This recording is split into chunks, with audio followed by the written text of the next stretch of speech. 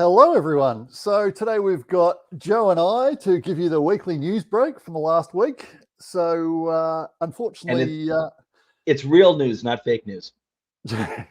unfortunately, Sheps is a bit busy today, so you're stuck with us. But obviously, you can follow us on Toilets and Titles on Facebook, on YouTube, on Twitter. You can go to our website, toiletsandtitles.com, and you can also jump on into our Facebook. Patreon. Yeah, Oh, Patreon. yes. We got Facebook two pages, Toilets to Titles, as well as When a Family Breaks, which is dedicated to the trading of sports memorabilia. But our videos are on there too. And like Andrew was saying, patreon.com/toilets to titles. You can find out how you can further support this show. Yeah, there's 3 different levels on there, so get on and check it out. Obviously, for me, it's almost 11 o'clock in the morning here, so I'm obviously, if you're not aware, down in Australia. So it's a bit weird speaking to Joe and seeing the black background behind him, but yeah, right. Yeah, 9 p.m. over here. I just came back from a really hot, sweaty walk. It's humid over here in northeastern New Jersey. It was really beautiful for like the past 2 days. It was nice and cool. It was feeling like football weather. It was feeling like autumn, like nice and crisp and cool. And just like later on today, just started getting like kind of not hot but humid again. And I just came back from a long walk with the dog. I was just like, ugh. And but I'm all ready to do the news though. Yeah, well, we're just coming out of winter, so at least like the sun's shining here today, so that's a good start. Right. But yeah, so I've got my my coffee today, so apologies if I keep having my coffees in the middle of our conversations. But let's get started. I have my coffee at night too. Yeah, let's do it, my friend. Let's do it. A lot of news, and we've got football week coming up. So this is kind of like the last news before the NFL season officially starts. Looking so forward to it, but let's get this news rolling, baby.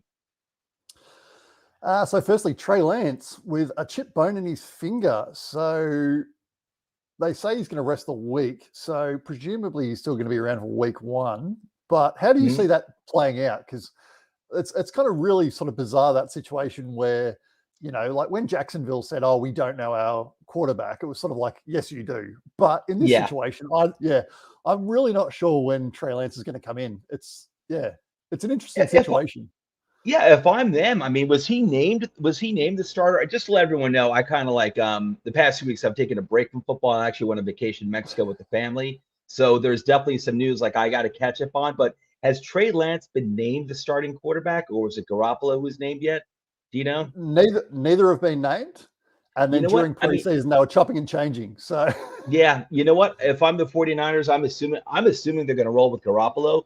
What's the point of throwing in Trey Lance, who what do you have, one starting year in college under his belt?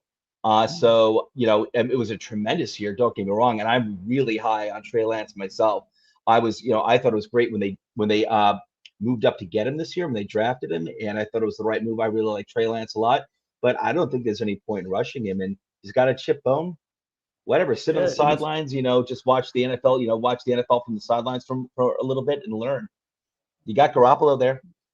Yeah, and I mean, I think the thing with Garoppolo is, I think, you know, injuries is his biggest issue. So I think it's a great situation because you play him, and then you let Lance sit there and learn, and then eventually, if Garoppolo does get injured, or maybe his play drops off, then you've got Lance sitting there. So I think it's a great situation. It's kind of almost like Kansas City. When Kansas City had Alex Smith and then they brought in Mahomes, I feel like it's that kind of situation where you're still happy if you've got Garoppolo. Like, he can still do things. He knows the offense. He's been to the Super Bowl in this team, with this offense, with this coach. So really, it's like, I think it's a perfect situation.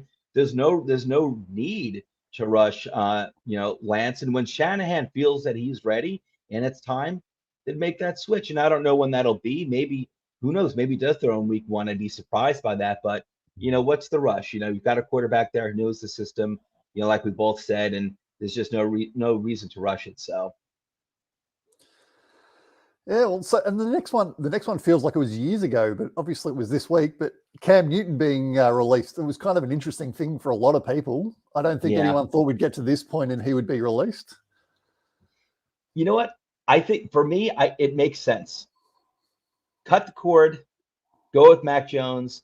The way I see it is that the Patriots are not competing for a Super Bowl this year. So even with Cam Newton at the helm, so and not that they can't have a winning record, and not that they can't make the playoffs, if they had Cam Newton there as a starting quarterback, but really the ultimate goal is, especially since they just drafted a quarterback in the first round, who obviously they mean to be, who they're hoping to be, will be their long-term starter over the next like 12, 15 years. The what you want to get to is the point of sustained success with a young quarterback. So you're really with Cam Newton, and it's nothing against him. It's not, I think he can go to a good team and be a starter who needs a quarterback.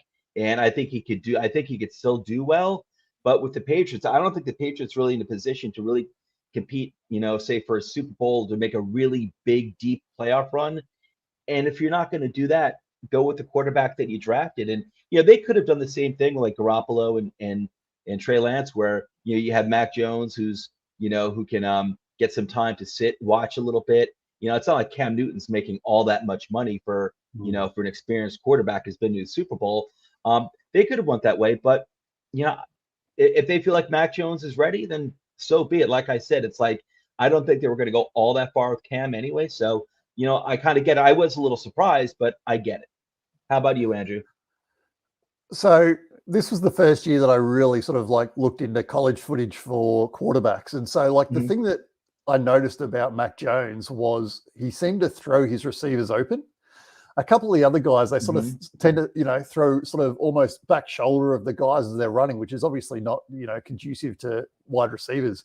So the minute he was drafted by the Patriots, I thought this is a Patriots quarterback right there. Like, I feel like even if he doesn't have the greatest arm or whatever, I feel like he can thrive in that system. And then I think the thing is, I do wonder whether or not wide receivers would like playing with Cam, because he's not going to throw those big numbers, and then they're going to get down in the end zone and he's going to run it. So I feel like there's an uptick for Harris at the goal line for his rushing. I feel like there's an uptick with the wide receivers, because I feel like they're going to get the ball more. So I do think that the offense is going to be more interesting with Mac Jones. Long term, whether or not it's this year or going forward, I think it's a good way for them to spend a whole season to know what they've got in Mac Jones and whether or not they need to look at another quarterback. So I give teams, coaches, general managers a lot of leeway when it comes to the quarterbacks. I think every situation is different. Every quarterback is different. A lot of times you're hearing like people scream for like, you got to throw in your first year quarterback, because you got to win like 5 Super Bowls before he hits that free agency period, which when he signs that second contract, it almost sounds like it's almost like, what's the point of even signing a quarterback to the second contract? Because it sounds like you screwed yourself. Like, like you're not going to make it back to the Super Bowl anyway. But you know what? Hey, listen, if they feel Mac Jones, they want to go roll with Mac Jones, I'm cool with that. I don't think it's crazy. I thought Mac Jones was, when the Patriots drafted him and he fell to them and they didn't even have to move up to get the guy. I know everyone else was more interested in the I guess the skill set, the athleticism of like a Justin Fields and a Trey Lance. And I get it, especially in today's modern NFL, more and more quarterbacks are succeeding like that. I'm 50 years old. When I was growing up, quarterbacks like that, when they were athletic like that, they usually stunk, because that's like all they relied on, because that's all they did in college. It's not like that anymore. These guys are running and they're airing the ball out in college, and it's more and more translating to transitioning well to the NFL. But Mac Jones is a pocket passer, and that's a great point that you made, Andrew. Really good strength about him is that he throws his wide receivers open. And I think that's a key thing. And I think that's obviously something that appealed to Belichick. That's Brady-esque. It's the type of quarterback that he is. And I thought it was a really good pickup for the Patriots. And I think you got the feeling the feeling that people felt like this was kind of like a boring pick, or like, oh, Mac Jones, he's not athletic like the other guys. I think the guy's got the chance to be a really good quarterback, just a really good quarterback. Not going to be a great athlete, but a really good quarterback. And really, when you're a quarterback, what do you want first and foremost? Don't you want a guy that can distribute the ball well? Isn't that the most first, guy who's an accurate passer, a guy who's a pocket passer? To me, the guys who can run like a Lamar Jackson, or just even scramble to buy more time like an Aaron Rodgers, that's icing on the cake when you can get that. So, but I'm excited for Mac Jones. Good for the Patriots. I'm glad they're going down this road. I'm happy to see it. So I know Matt must be. I wonder how Matt feels about it. Yeah, well, I think he's pretty pumped. So Yeah, yeah, should be. New beginning. yeah. Yeah, I'm actually surprised we didn't get him to do a bathroom break on it because I think it would have been good to get his opinion on it. But maybe we can line that up for the week. Yeah, good idea. Good idea. I'm excited for him. Hope he's excited. So, and we got on the next, we've got Irv Smith out for the year. People were expecting a lot of big things, tight end for the Vikings. So, I don't know. I mean, I don't know how that's really going to affect him because really, it's not like this is like Travis Kelce we're talking about, like someone who's like already put up big numbers, Irv Smith. But there were, the guy is a talented player, and there were expectations coming, of him coming into this year. But it's not like we've really seen it. So, and last year, they already have good offense, the Vikings. You can question the quarterback a little bit, but we know what you got there. He is an NFL level quarterback. He's not elite Cousins, but he's a solid quarterback, and he's got great weapons, so at wide receiver and running back. I mean, you can't ask for much more than that. So, yeah, I don't know how much it's really going to impact them. Obviously it'd be better to have your starting tight end, but what are your thoughts on the Irv Smith situation? That he's out for the year. Yeah, look, I had him in a few spots hoping for that kind of uptick that maybe this was going to be the year. Weirdly enough, I Right. also had a lot of Herndon as well, sort of thinking, well, he's going to be the guy in the Jets because they didn't really bring anyone in to sort of like take his Yeah. spot. But then what's interesting is with the trade of Herndon going there, Mhm. everyone sort of thinks that it's an uptick for Herndon, but I don't really see it that way. Like the guy's, Yeah. now got a week or so to learn a new offense. Yeah.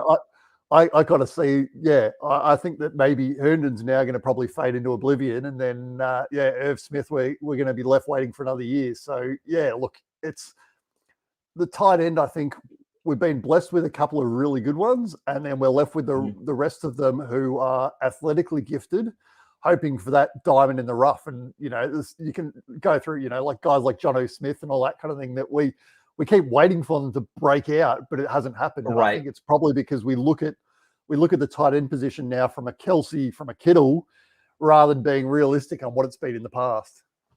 You're right. Hey, you know who just chimed in? Matt just chimed in and said, Brains Trust of T2T right here. I was like, hey, Matt, are you happy with Mac Jones? Yeah. Matt is our in-house Patriots fan. But you know what? I'll tell you, Herndon, I don't know how he's going to do, great point that you brought up. He's going to take a little time to learn the offense. I'm not a huge believer in Herndon, to be honest with you. I never really understood there was a little bit of hype around this guy that I never really understood. And it's not like he was being compared to Travis Kelce or anything, but I just remember hearing like other fans or, whether it was people in fantasy or NFL fans or just saying, oh, look out for Herndon, look out for Herndon. And I'm like, I don't know. You got to show it to me first before I'll believe in that. So we'll see. But I think Minnesota's offense is going to be fine. They're just so loaded. Geez, I mean, Justin Jefferson coming in the second year. You got Thielen, you got Dalvin Cook. I mean, I think they're looking good. And that, all right. So Dak, the big man on campus down in Dallas. Dak is a full go in practice, no restrictions after that brutal injury last year.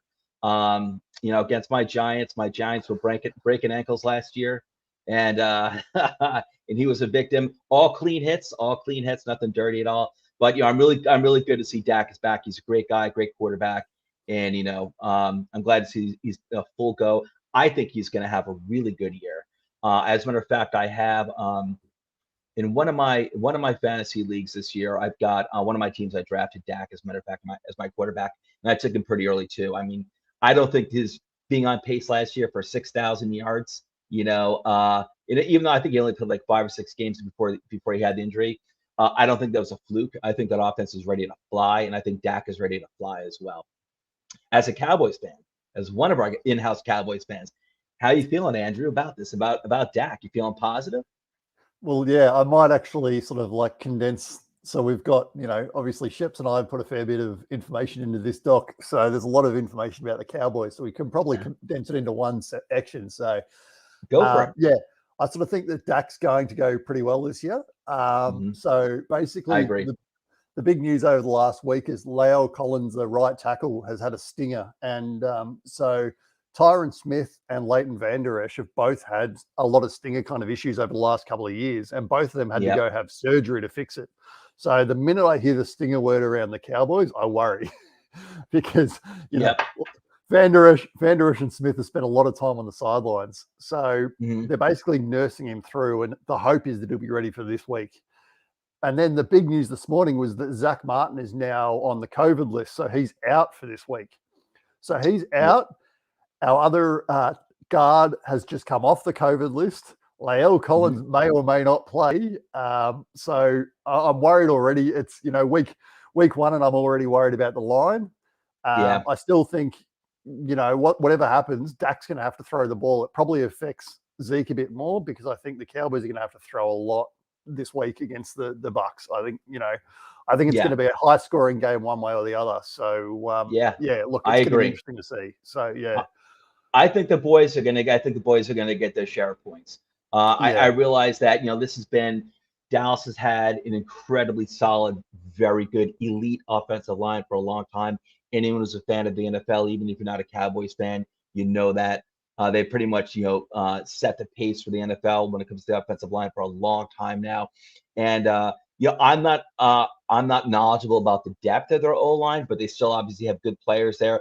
But this is an offense that, you know, listen, unfortunately, you're going against the Super Bowl champions, so that's not an easy task, and that's a good defense you're going against too. But this is a team that, you know, good young talent, it's still young talent, your key players, quarterback, your running back, your wide receivers, and they've been in this offense for a while. So I think Zeke looks great. I think he's going to have a monster year. And I took him too as in one of my leagues as well. I took him over. Who did I take him over? Did I take him? I didn't take him over Kamara, but I took him over. I think I took him over Chubb, and I think he's going to have a really big year, Zeke. And you know what? Even I think with some injuries on the line, I think he's ready to roll. And I think Zeke is going to make it happen. I have full faith in him. I think he's just such a really good running back. And I think last year was just everything went wrong, you know, for Dallas, you know, with all the lines, all the injury on the lines with the quarterback. It was just, and you know, and Zeke didn't look good. He did look overweight, but I think it was just everything went wrong with that team. New coaching staff as well, and I think they're ready to roll. So, you know, the offensive line is definitely something to look, you know, to be worried about. Hey, I'm a Giants fan. I wish I had some of those names, you know, on my offensive line. So we're basically like a bunch of young nobodies, unproven, and we'll see about that. But you know, speaking of my Giants, like, oh, hang on one second. Now my mouse isn't working. I've got my ESPN page up, and there's a video that's auto playing. I apologize. It's gone. Sorry about that. But you know, speaking of Giants news, let me just skip down a little bit if you don't mind, real quick. Giants. Speaking of my New York Giants, we've got Saquon this week. Saquon, Galladay, and Tony all back at practice. Galladay and Tony have yet to see the field this year in preseason, so that's good news for us. Whether or not they're contributing early on, I don't know, because you know they haven't really been working with the offense too much. Obviously, Galladay was their big time free agency signing this year. Tony was the #1 draft. Me, myself, with Tony, my expectations were kind of low for this year anyway, because he's a rookie and he really only had one big year at Florida. That was last year. But still, you want to see these guys on the field. You know, I'm just glad they're there. I want to see them playing week 1, week 2, week 3. The biggest news is Saquon is back. And, you know, I'm not sure how that's going to play out in terms of his workload. But he's been, you know, full practice. He's been taking hits and you know, he's been getting hit in practice. So, you know, it's real practice for him. That means something. And as a Giants fan, I'd say take it a little easy with him. You know, obviously have him play against the Broncos in game 1, game 2, game 3, just increase his workload. But I just want to see that guy healthy. All those guys must be healthy. If the Giants are going to succeed, if Daniel Jones has any chance of making it out of this year as continuing to be their starting quarterback, he needs Barkley first and foremost. He needs Galladay. He needs Tony to, you know, produce as the year goes on. He needs all these guys, and he needs the offensive line, the young line that they're counting on to come on and, you know, and progress. So we'll see what happens. But as a Giants fan, that's great news to see Barkley, Galladay, and Tony all back to practice this week in time for week 1. please don't get injured, guys. Don't get injured before that game starts, please. If you're going to get injured, at least wait until game one. Just make it to the game. That's how I feel. I hate preseason. I love it because football's here, but I get so worried about injuries. It's such a downer, man. It's such a downer when someone gets injured, and especially if it's like a season-ending injury. But moving on to Carson Wentz. Carson Wentz. I never thought this guy would be back this early. Never. Carson Wentz. I remember when he was first injured, and there was talk about him possibly being out for the rest of the season. And it was a serious injury, and I didn't think he was actually going to be back this early, but here he is, Carson Wentz. So, any thoughts on Carson Wentz, Andrew? Oh, look, it's interesting because I think it's, going back to Irv Smith. Irv Smith has always been about potential, whereas at least with Wentz, we've seen it before. Whether or not he can get back to that level, we don't know. So it's kind of that thing of him and Darnold are going to be the ones that I'm really interested to see this year because, it's a question of I mean, we always talk about, like a guy comes in and he's going to be amazing. And then we don't really talk about the coaching staff. And I think these two are both going to be a really good case of how does the coaching staff affect a player? Because if these two guys come and then they ball out, then all of a sudden we have to start looking at their former teams and say, what were you doing wrong? So, absolutely. I'm really interested to see in that offense. I think, it's going to be an interesting kind of situation. Like he's got a really good running back. He's got a really good offensive line. I'm interested to see. Me too. I mean, listen, we're both fans of teams in the NFC East, and me, myself, I'm glad that Carson Wentz is out because I thought he was being held back by the coaching staff, I guess, but definitely by the decisions of the front office and who they were acquiring. On their offensive line, they used to be right up there with the Cowboys, one of the top offensive lines for quite a few years. They got old. They didn't do a good job of replenishing that offensive line. The wide receivers they've drafted over the past few years are, these are guys who I think that had talent, but they probably were drafted too high and not guys that you wanted to rely upon necessarily to be top flight receivers. So I think he was undermined there too. Miles Sanders is running back who I think's got all the talent in the world, but a guy who gets injured a lot. And so Carson Wentz is just kind of like, this guy, I don't think you have a year like he did. The year they went to the Super Bowl, which he didn't play in because he got injured.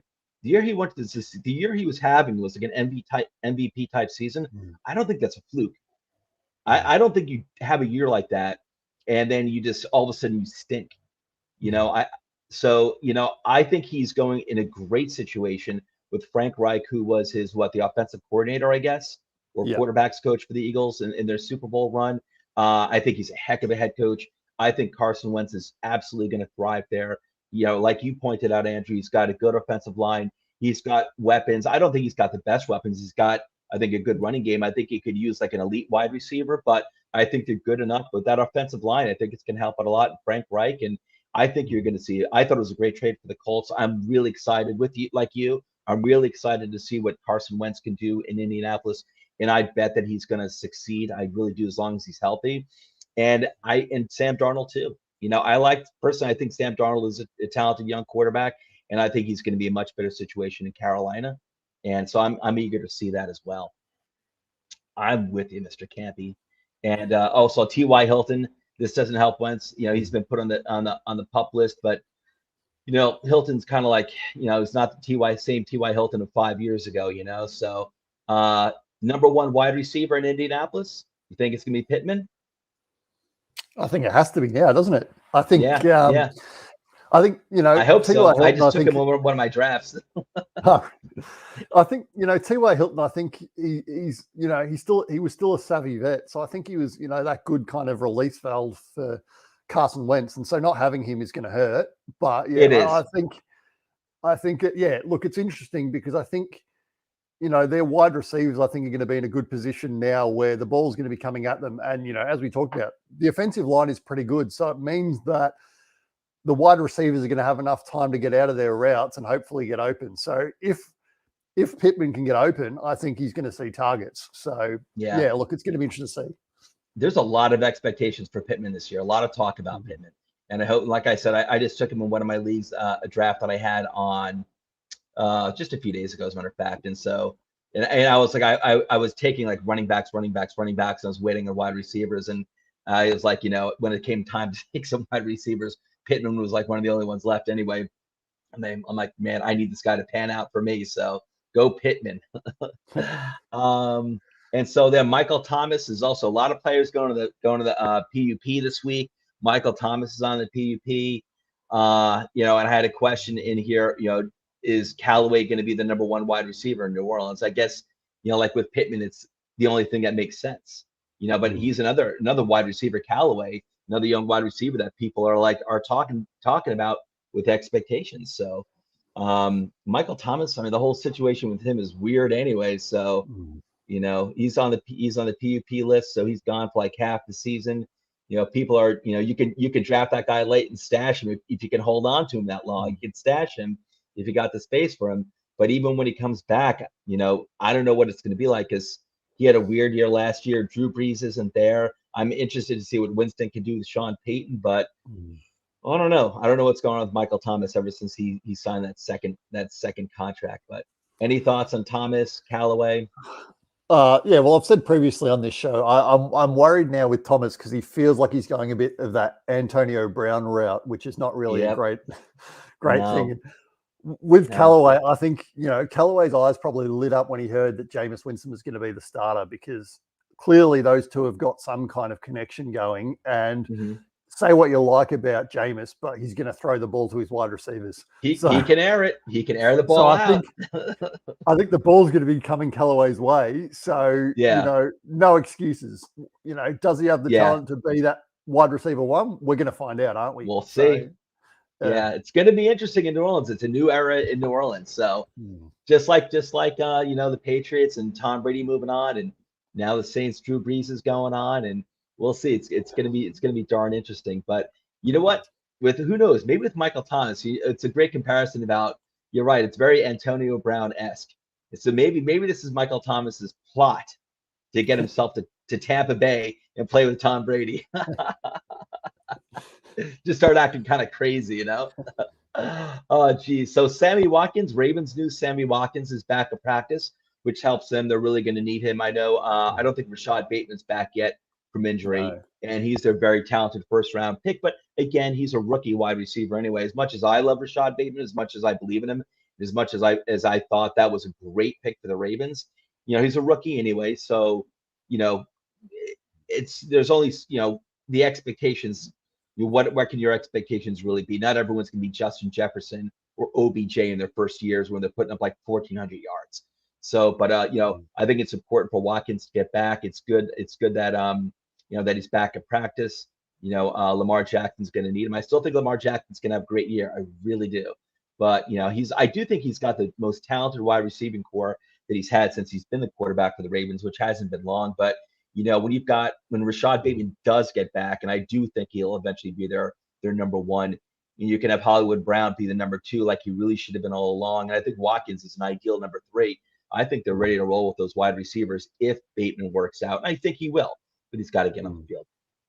So, and then we got PUP list has grown. Stephen Gilmore and Tariq Cohen to the PUP list. Any thoughts on that? I feel bad for the Bears. I want to see Justin Fields get his. I like him a lot, and I want to see him have all of his weapons. And I think Tariq Cohen I like Tariq Cohen a lot, and I hate to see him go on the list. I like to see Justin Fields have as many weapons as possible. But this is just what's going on right now. This is why, for me, as a big-time football fan, I can't wait for the regular season to start, because right now people are going on these injury lists, and they haven't even seen a game yet. Any thoughts on Gilmore and Cohen on the PUP list? Well, I'd love to see some statistics. I'd just love to see some statistics on PUP this year compared to other years, because it does feel like we've been really sort of like harshly dealt with injuries. Like, like, talking about the Cowboys or talking about like the Ravens, like the Ravens from my point of view is, it almost seems like, and I don't believe it is, but it almost seems like it's a make or break year for the Ravens as far as a passing attack goes. And they've had a horrible season, like horrible off season, where it just seems like everyone's been injured at some point. So they haven't really got a rhythm going. And, same thing with the Cowboys. It's like going into week one and all of a sudden we got these questions about who's playing and who's not. So, yeah, look, I feel like the PUP has been a real sort of struggle this year. Whether or not it's actually worse than other years or it's just I've noticed it more is the question. I don't know. But it's good point. Going into week one, it's just so frustrating. It just seems like over the past week, I keep saying PUP, and I just don't recall seeing it that much. But maybe then it's because now that I'm with Toilets and Titles and I'm paying attention more to this stuff, that's maybe just why I'm seeing it more. But yeah, I don't remember, seeing like this many players on the PUP. But think about the Ravens too. And I mean, I'm a Giants fan myself, but the Ravens are a team that I've really liked for a long time. I just like the way they play, and that's a team that always seems to be dealing with injuries, a lot of injuries, and it definitely comes up, rears its head with them. It seems like every year, and it hurts them and holds them back. So I don't know. I really like to see Lamar Jackson get all of his weapons on the field and see what he can do, because he's got a strong arm. I'd like to see what he can do. And then, so moving on, what we had over here, Josh Norman to the 49ers. And, Josh Norman, I'm kind of surprised he's still playing, to be honest with you. 33. I don't know how much he's got left, but he signed this morning. Old, man. It seems like he's been around for 20 years, Josh Norman. My gosh. Yeah. I feel like he's lost a step, but yeah. Oh, he definitely has. He was definitely at his best in Carolina, and he wasn't all that great, to be honest. He wasn't all that great in Washington, I don't think. He was fine. I mean, he was decent, but it wasn't like he was some elite quarterback or anything. And now he's got, I think he's going to be good depth for the 49ers, and he, like you said, is only 33, which I am surprised about. It seems like he's been around for like 20 years. But interesting move. I think he's going to bring good depth to the 49ers. So, and obviously he's a veteran who knows what he's doing. So, and before, we'll do the college news. Alabama, I should say, we had to hear on the Alabama quarterbacks. Let's do that last. Tennessee Titans quarterback Ryan Tannehill activated off of reserve the COVID-19 list. So that's great news for Tennessee. It's also good for me. I have him as one of my backup quarterbacks, actually, in one of my leagues. So I'm glad to see he's back. I think Tennessee's going to roll. Any thoughts on it, Andrew? No, I agree with you. I think it's good news. He's ready to roll. Happy to see that. Tannehill, I think you're going to have a great season. All right, and the last thing we were going to cover, this is a great point by you, Andrew. They had in our notes here. And Alabama's last three quarterbacks are now all officially NFL starters: Mac Jones, Jalen Hurts, and Tua. So that's really interesting. I like that point. I hadn't thought of that, and I think you added that note into this chart, right, Andrew? That's interesting. Any thoughts on that? Anything you'd like to say about that? It is an interesting factoid. Yeah. I just thought it was interesting. So yeah, it is. I was surprised when I read it. I didn't really even consider it. And I was like, oh yeah. When just before we started doing this episode, I'm like, Andrew had thrown that in. I'm like, wow, that's a great point, actually. But here's another name to remember, everyone. Bryce Young, the latest quarterback for Alabama, first start ever yesterday. He put up record Alabama numbers. He put up, for his first game as a starter for Alabama yesterday, Bryce Young put up 4 touchdowns and 344 yards. So don't be surprised if in 2 years this guy is starting along with Tua, Jalen Hurts, and Mac Jones. So that was a great game for him, and I'm really happy for him. So Bryce Young, remember that name, people. Remember that name, Bryce Young. But anyway, I guess that's it. Anything else to add, Andrew? No, that's it from me. All right. Same here. So that is another episode of Toilets to Titles News Break. We've covered all the news for this week, all the news that counts, at least that we think that counts. And that is it, people. Andrew, it's been great. I'm so looking forward to the NFL season starting on Thursday. We've already started our calendar of episodes of shows that we're running this season. And I actually did my first episode of Cup of Joe this morning. So where I reviewed this weekend's NCAA game. So check it out, everyone. I had a lot of fun doing it. And it's just going to be a great, exciting week. I can't wait for the NFL season. Andrew, with your Dallas Cowboys, good luck. not too much good luck, especially against my Giants, but good luck. You know, you, John, and I, we have to get together and do like an NFC East breakdown or, discussion on the division. It'll be a lot of fun. Yeah, absolutely. Sounds good. All right, man. All right. I know you got to get back to work. Take care. It was great doing this today, Andrew. Everyone, have a great night. Have a great Labor Day weekend here in the States. And is today Father's Day in Australia? Yesterday. Well, happy Father's Day anyway. Thank To you you. and everyone in Australia. Take care, everyone. Bye, Andrew.